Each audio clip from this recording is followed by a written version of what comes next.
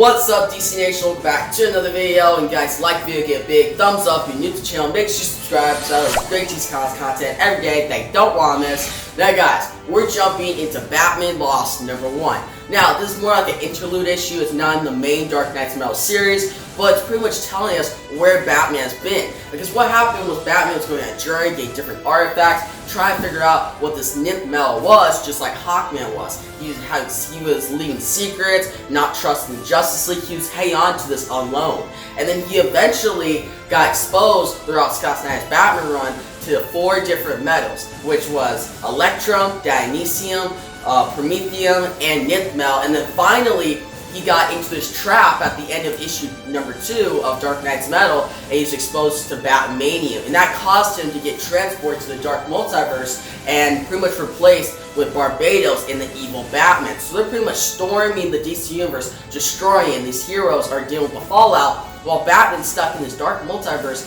living out like all the nightmares he's dreamt of. So every nightmare, all the worst things he can imagine, he's going through. And that's what this issue is. Now, he doesn't get out of the Dark Multiverse, spoiler alert, like, he doesn't get out because it's between issue number 2 and 3, because as you remember, at the end of issue number 3, Superman went to save him, but ended up being trapped, and he ended up getting stuck in the Dark Multiverse too. So, this is just showing us Batman in the Dark Multiverse trying to get out, and him going through like a different loop. So, with that out of the way, let's get into Batman Lost #1.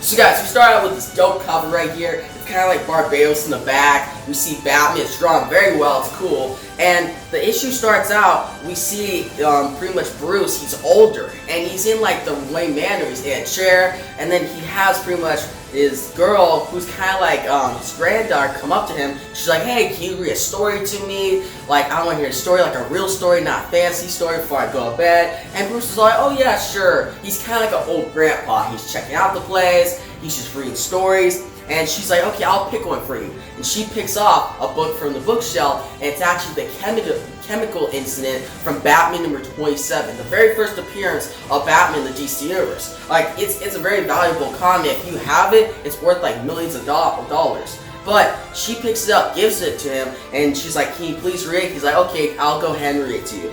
And it starts out, you see this guy, he's pretty much waiting in like this building, and he was framed for like a murder, killing his father.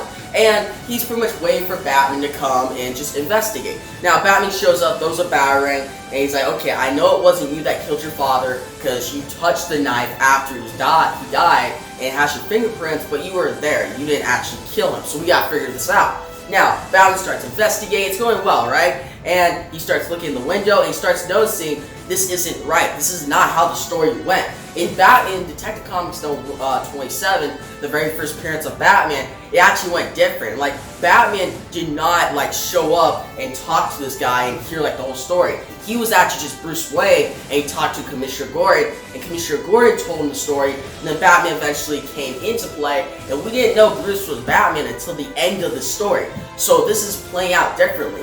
Now, as we go on, then Batman is transported, and he's like, oh, where am I now? And he's actually back at the beginning of time. Now, back in Final Crisis, when he got pretty much almost killed by Darkseid by his Omega Beams and shot to the beginning of time, he was stuck in the past. And he would pretty much put like symbols of the bat in a cave that he would live in to remember himself so he wouldn't forget who he is. Now, what he would cause, though, is these cavemen, different people would see this symbol and pretty much make a bat tribe. And then there'd be a bird tribe, and they'd go against each other. So he caused like a war in a way without him knowing it. So this bat tribe would be in a way going in the plans of Barbados and praising him, but they didn't actually know they were doing that. They just thought, oh, we're making a tribe after this symbol. And Batman didn't know he was pretty much creating a tribe. He was just making the symbol to remember that he is Batman and he's a hero, and to pretty much keep going before he died, because he didn't know he was going to get back to the DC Universe. He didn't know that the Justice League would save him in Final Crisis. He thought he was just shot by Darkseid, shot back to the beginning of time, and that was it.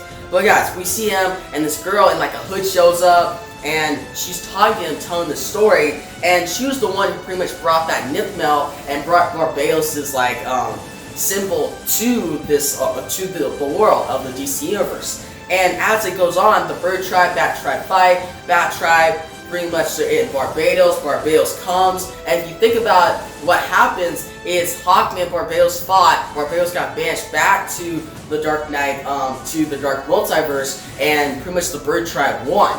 But that's why Barbados, he pretty much saw this a positive matter universe, and that was his first shot at getting it. So he decided, hey, I need to try something different. I can't just go in there with the tribe. I need to pretty much manifest with somebody, and I'll replace them with me in the DC universe. And that is Bruce Wayne. That's Batman, guys. So Batman is the symbol of a bat, and pretty much all this stuff is planned out with the Core Vowels and pretty much the cult of Barbados. And they plan with Batman get exposed to all these metals like Dionysium, Electrum, Promethium, and Nithmel. He gets exposed to this, then he'll get transported to Dark Multiverse, and Barbados can finally come to the DC universe and engulf it with like darkness. So it's a big plan and kind of complicated, but Batman is at the center of this, and he's actually the big cause that brought Barbados to the DC universe.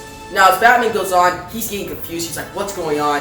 And then you see like a future Damian Wayne. It's going back to like Grant Morrison's run with like Final Crisis. And Batman's like, wait, this is not how this turned out, like how he's fighting off Damian. He's like, I don't remember the story being like this. Then Damian Wayne goes to shoot at Batman, and then we're transported back to the chemical incident. And we see Batman here inside this like little tube thing, and he punches out of it, goes after this one guy who's actually the one who caused the murder, instead of caused pretty much to frame the guy at the beginning of the story and in the Detective Comics number 27. And then he goes to fight this guy, but then what happens next is he's transported somewhere else. So instead of going after this guy, now he's inside like this church. And there he is. It's like Dr. Hurt. And Dr. Hurt, who is actually in Grant Morrison's run, and he pretty much was trying to figure out about this Nithmel, trying to figure out about this darkness. He was kind of on the same path that Batman was, but he created a cult and would sacrifice people to Barbados. And he sacrificed this girl, and it was going as the story is, but then all of a sudden, this girl looks like Catwoman. She looks like Selina Kyle, and it throws Bruce off. Bruce is like, what the heck is going on? And he looks at this girl, and the girl says to him, Selina Kyle, says, how it happened originally, I wasn't sacrificed. I just burned to death. And it's pretty dark stuff, and Batman's like, enough of this. I can't handle this. And then he's transported back to this other world. And this world, it's at the end of like the Batman Endgame arc and Scott Snyder's Batman run, and you see that pretty much everybody in the world has given up on heroes. They're like tired of it. They pretty much went with the villains, and the villains took over, and they're going after each hero and killing them. So now you have these different, like, pretty much gangs going after different heroes, and this new gang, which is pretty much like Joker, and they're working for Joker, working for Two-Face, different villains going after Batman. And you see that like these people cosplayed as Green Arrow, cosplayed as Batgirl, like, what do we do? We're about to die. What do we do, Batman? And Batman's confused, and he's like, I'm stopping this now. And he starts running toward it, and then he's transported back to the chemical incident. So as he went through that door and was going after that guy, he then goes after him. The guy falls into the chemical acid. The guy pretty much dies, and the Batman. We then see Alan Wayne. We like shift away from Bruce. We see Alan Wayne. He's actually the first guy to notice about the Core Vowels and the whole Barbados thing. Because what the Core Vowels was doing, this section of them, it was like a branch-off version of them. They were pretty much putting metal in all these buildings in Gotham City and playing out Barbados' return. Well, not his return, but his emergence in the DC universe and bringing him into this universe. And Alan Wayne figured this out, and he started going after it and started to stop it, and he started playing out, but then a Talon showed up and killed him. And in this story, because what Talons do, the Core Vowels send Talons after people who start figuring out the plans. So it's like a conspiracy, but if they actually start to figure out the facts and start releasing it, it's time for them to die. Now, then we see, actually in the original Scott Snyder story in Batman, at the beginning of his Batman run, you saw that Alan Wayne, he actually didn't get killed. He just started screaming like a lunatic through the streets, and the cops got him and arrested him, and that was it. Like, he wasn't a problem anymore for the Core Vowels. Now we shift to Bruce in like a road. He starts running through the streets. The cops then arrest him now, and then we see one woman, and we're like, what's going on? And he falls through like a sewer, just like how Alan Wayne, when he was arrested by the cops at the beginning of Scott Snyder's Batman run, he was then pulled through the sewer by a talent and presumably killed. So that's what happens to Bruce, but he isn't killed. Bruce is pulled through there, and then he pretty much shows up in space, and he's with Harley Quinn, out of all people, Harley Quinn, flying through space, and it's kind of random. He's just flying, he's trying to survive, then he falls out of the ship, and is in space and is dying, and then he shows up back again at the chemical incident. And we're like, what? It just goes back and forth.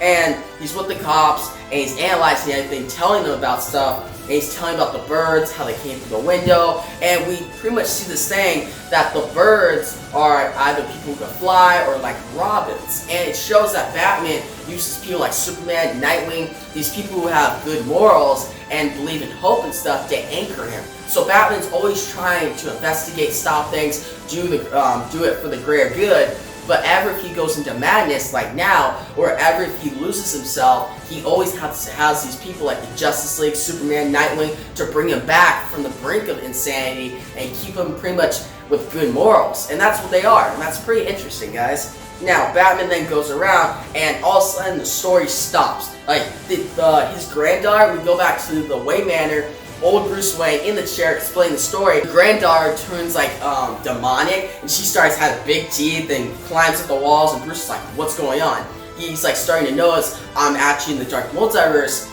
and he's like, oh, all these stories, they're of stories of my past. And he goes to the window and he sees like pretty much a reflection of himself, and that's Barbados. Now, Barbados then explains, I pretty much planned out your whole life, all the stuff that happened, every case that you did, I was there, I planned it out, so then now you're pretty much just a vessel of me.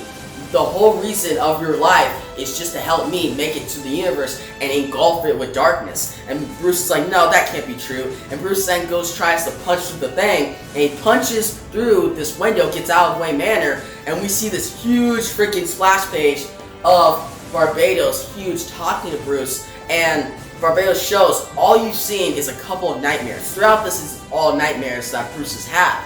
And he's like, you just seem like a couple, maybe like a dozen, but there's thousands. This whole dark multiverse is all the nightmares these heroes have, and if I just stuck you and put you through every single one of them, you would not be able to keep up. You would die, grow insane, and you would never get out of here. And then he shows, right now, as you're stuck here, I'm pretty much having my evil Batman go against your heroes, and they're eventually going to beat him. And it shows like these heroes are getting beat by each one of them. And he's like, eventually your universe will turn into my dark multiverse, and everything will be like what you've been seeing. It's all nightmares, it's chaos, and Bruce is like, no, that can't be. He's like growing, he's like getting worried, and Barbados is like, this is all because of you, since you got shot back to Final Crisis, because you made a misstep, since you couldn't beat me, and it's all your fault that everyone around you is going to die. He tells Batman that he's the big reason this is all happening. And Batman's like, no, that can't be true. Like, Batman's always like, I want to save people. It's always for like justice, the greater good. He doesn't like having people die. And he's like, all the people that keep me anchored, keep me from the brink of insanity, like Superman, Nightwing, all my friends. And Barbados is like, they're all going to die because of you. And that's when we pretty much shift back to the beginning of the book. And we see the granddaughter, she's not demonic anymore, and she's like, oh, read me a story. She picks out another story, and we see Bruce going through the same time loop. So for many days, like 7 days or so, probably centuries in Bruce's mind, he's going through the same loop. That's his fault. That's his fault that all these people are going to die. He's seen all these nightmares of his past. And that's what he's experiencing before Superman shows up. So yeah, guys, he's experiencing a lot in this dark multiverse, and we see that pretty much he's stuck. He's lost in the dark. And that's how that issue caps off. I know, guys, a lot of stuff, but to keep it simple for you, pretty much it's just Batman, he's in the dark multiverse, going through nightmares. Barbados is pretty much showing him that he's just a vessel. The whole reason of his life is to be a vessel so Barbados can make it to the DC universe and engulf in darkness, and he's the reason that all of his friends are going to die. And Batman's getting stuck in this, and he can't get out of the dark multiverse. That's pretty much it. But yeah, guys, with the explain part out of this video, let's get to my review of this issue. So guys, this issue was really dope. Like, it was really cool. Seeing like all the artists like George Chemez, Doug Monick, they just gave like their best work. It was kind of like a love letter to Batman's history in like, not the worst way, but like nightmare versions. It was showing different things like Detective Comics, like a reference to Detective Comics number 27, that story of the chemical incident. The reference to after Final Crisis, what Batman was experiencing when he was stuck at the beginning of time. It showed more of Barbados, what his motives are, about how he wants the Dark Multiverse to take over, and pretty much he used Batman as like that vessel to get here because he's pretty much like a symbol of a bat. So that was really interesting. I liked it. And again, it shows that Scott Snyder, he knows how to be cohesive and bring everything together. And it's a lot of stuff going on and you can't get confused while you read it. But I hope I explained it well and got you guys to kind of understand what was happening. But it was a great story. Now, it's not essential if you're reading Dark Knight's Metal. Like, yeah, you just say, okay, Batman went through some nightmares. That's it. That's really what happened in this issue. But reading it is just so awesome because the writing by Scott Snyder and James Tynion is just so good. And I recommend you read it, and that's why I'm going to give this issue a 9.2 out of 10. Definitely recommend it. It's awesome. And yeah, guys, with this out of the way, let's get to Dark Knight's Metal number 4.